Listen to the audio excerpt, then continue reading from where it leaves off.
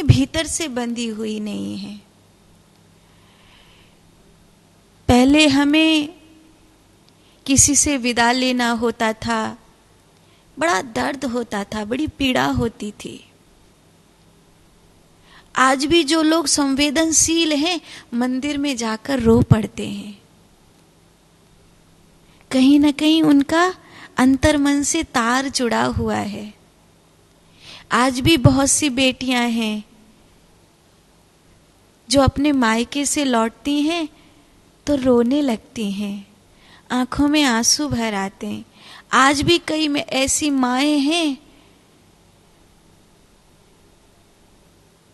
बेटे को अपने से कटता हुआ देखती हैं, बहू को पराया पराया व्यवहार करते देखती हैं तो छाती छलनी होने लगती है। समय एक पीढ़ी को बदल रहा है। उस पीढ़ी के बदलने में एक पीढ़ी वो है जो संवेदनाओं से जुड़ी हुई है, एक पीढ़ी वो है जो हर चीज में मूव ऑन कर रही है। तो कई घरों में ऐसा देखने में आया है कि बड़े बूढ़े अपनी बीमारी नहीं बताते बच्चों को, बड़े बूढ़े अपनी कुछ बात नहीं कहते बच्चों को, क्योंकि बच्चों का जो व्यवहार है, उनकी जो बातें हैं, ये बताती हैं कि केवल एक व्यवहारिक नाता है, आत्मा का नाता नहीं है। और एक व्यवहारिक नाते में अपनी हर चीज बताना, अपनी बीमारी को कहना या अपना कुछ भी कहना अच्छा नहीं लगता। इसलिए छुपके से कोने में कहीं रो लेंगे और बेटा को पता भी नहीं चलेगा कि मेरी माँ को या मेरे बाप को ये तकलीफ थी, ये पीड़ा थी। संवेदनाओं के धागे टूट रहे हैं। आप अपने भीतर से कटते जा रहे हैं, आप अपने भीतर से टूटते जा रहे हैं। आज अगर बातें होती हैं, एक ही घर में रहते हैं, पर एक ही घर में रहने वाले लोगों की कितनी बातें होती हैं आपस में, ना के बराबर। क्यों?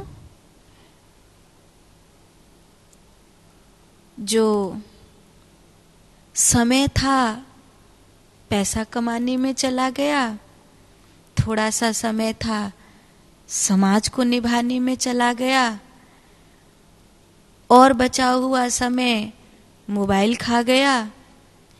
इसीलिए लोग खुश होते हैं कि मेरी फेसबुक पर इतने हजार मित्र हैं, मेरे इंस्टाग्राम पर इतने हजार मित्र हैं, लेकिन इस बात के लिए कभी सोच नहीं करते कि मेरी रियल लाइफ में एक भी मित्र नहीं है।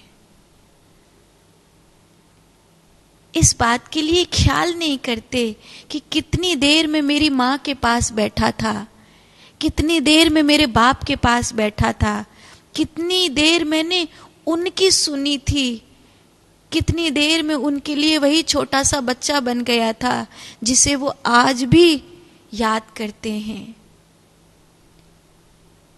अभी एक आदमी ने बड़ी प्यारी बात लिखी कि अगर अपनों के लिए कोई खुशी मनानी है, कोई प्रसन्नता मनानी है, तो मोबाइल के स्टेटस पर मनाने की बजाय रूबरू होकर के मनाइए, क्योंकि आप धरती पर जन्मे हो, डाउनलोड नहीं हुए हो। हर चीज आज सोशल मीडिया पर है। रूबरू एक बार प्रेम से गले मिलकर ये भी नहीं कह सकते कि माँ मैं तुझे प्यार करता हूँ। स्टेटस लगा सकते हैं कि मेरी माँ के जैसा कोई नहीं, पर एक बार ये सुनिश्चित करता है कि आप भीतर से कट गए हैं, आप भीतर से टूट गए हैं। भीतर से जुड़े हुए लोगों को फिर भी ज्यादा चीजें याद रहती हैं,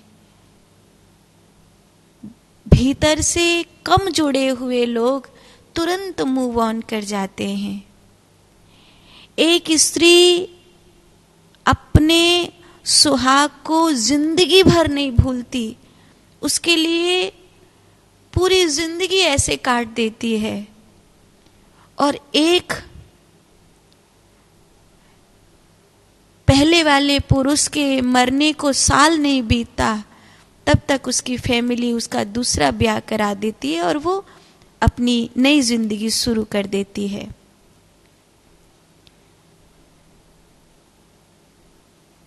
कितना जुड़ाव तुम्हारा भीतर से है, तुम कितने अंतरात्मा से जुड़े हुए हो। योगी भीतर ही जीता है, इसीलिए बाह्य जगत का प्रभाव उस पर होते हुए भी नहीं होता। आप बाह्य जगत में ही जीते हैं, इसीलिए आप पर बाह्य जगत का प्रभाव होता है, पर आप उस प्रभाव से प्रभावित ज़्यादा हो जाते हैं, फिर समय पर उसे भूल जाते हैं। लेकिन योगी जो होता है वो अंतर में जीता है, इसीलिए बाह्य जगत का प्रभाव होते हुए भी उसे अपने अंतर का पता है, उसे अपने अंतर का पता है। इसलिए उसकी स्थिति में बाह्य जगत में जो कुछ भी हो रहा है वो दृश्य है, और मैं जो योगी है वो उसका साक्षी है, दृष्टा है।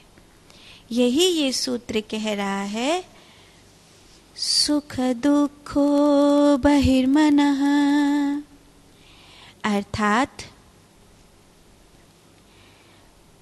लोकवत सुख और दुख का अंतर संवेदन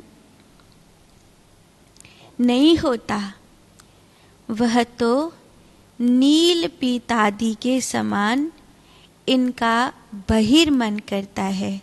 जैसे तेल की बूंद पानी में नहीं डूबती, ऐसे ही बाह्य लोकवत जो सुख दुख हैं वो अंतर में प्रवेश नहीं करते हैं। जिसकी मात्रता या संकोच समाप्त हो गया है, ऐसे योगी सुख दुख से संबंध होते हुए भी उसे अपने भीतर में धारण नहीं करते।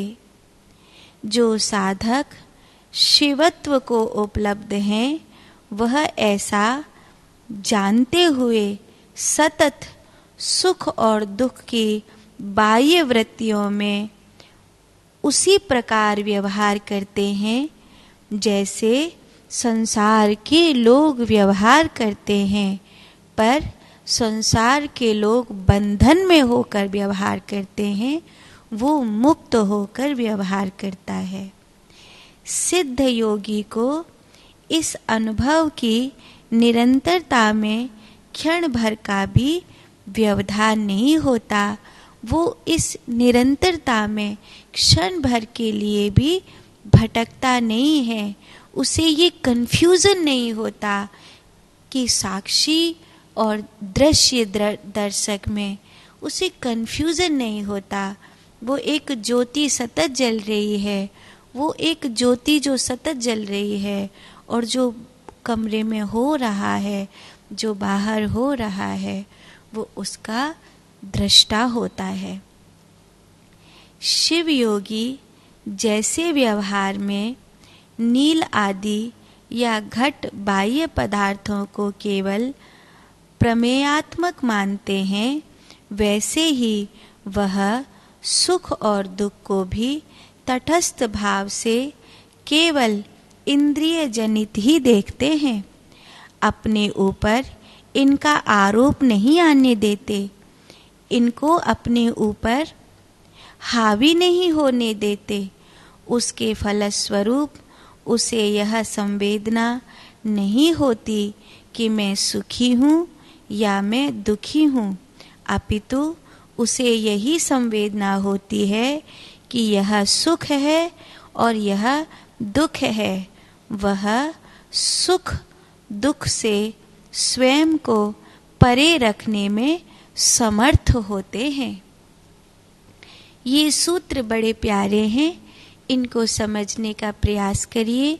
अगर समझ में कहीं भी थोड़े बहुत इधर उधर बातें हो तो आपको प्रश्न जरूर पूछना चाहिए। मैंने पहले भी कहा था, प्रश्न पूछने से और 4 बातें जानने को समझने को मिलती है। ये बड़ा सुकृत समय है और परमात्मा की कृपा से मिला है कि आप इतने शांत सत्संग को श्रवण कर रहे हैं और आपके पास ये संसाधन है कि आप अपने मोबाइल फ़ोन में माँ ध्यान मूर्ति जी लाइव इस समय जो यूट्यूब चैनल पर सत्संग चल रहा है वहाँ अपने प्रश्न को टाइप कर सकते हैं और सत्संग के लाइव संसेशन में ही इसको श्रवण कर सकते हैं और अपनी बात को संसार तक पहुंचा भी सकते हैं।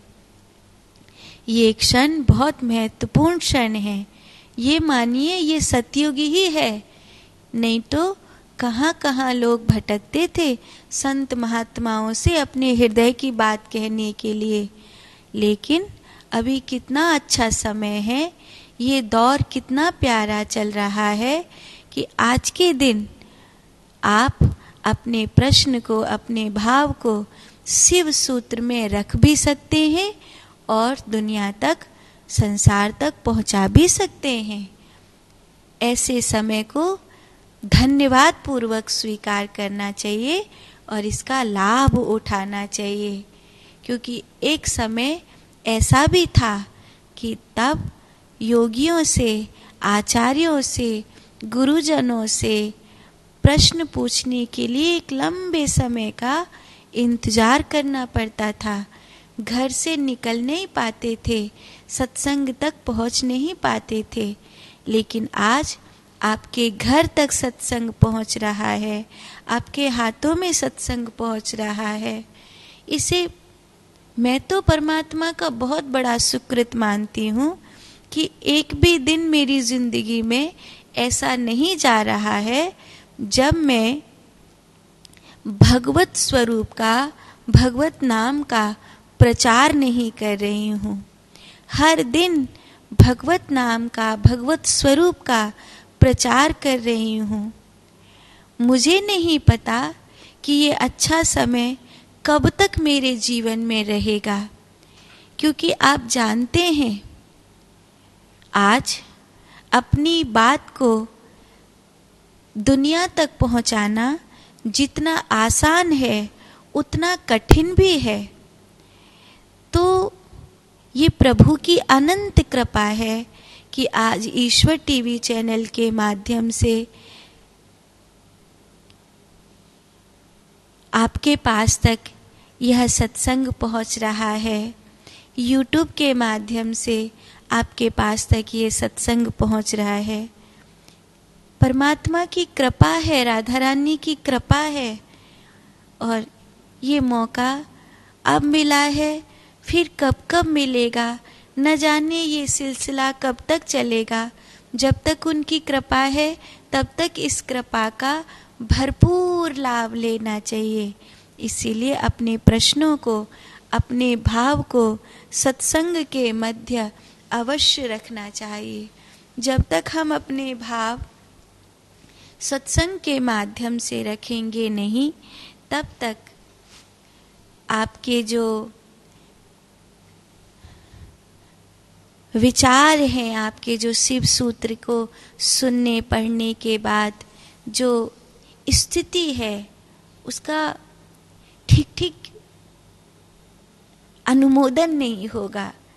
और एक बात में से 4 बात तो तभी होती है ना जब कोई उसमें जिज्ञासु होता है। तो आप अपने प्रश्न जरूर पूछिए।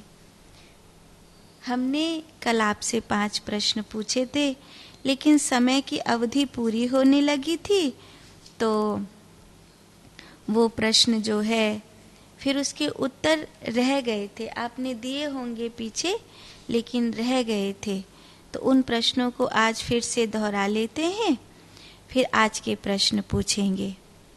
तो पहला प्रश्न है कल का, संजय महाभारत युद्ध में भरतवंशी कहकर किसको संबोधित कर रहे थे? दूसरा प्रश्न है, लक्ष्मण जी की मूर्छा को तोड़ने के लिए हनुमान जी जो द्रोणगिरी पर्वत से औषधि लेकर के आए थे, उसका क्या नाम था? तीसरा प्रश्न है, शरीर में बाल्यावस्था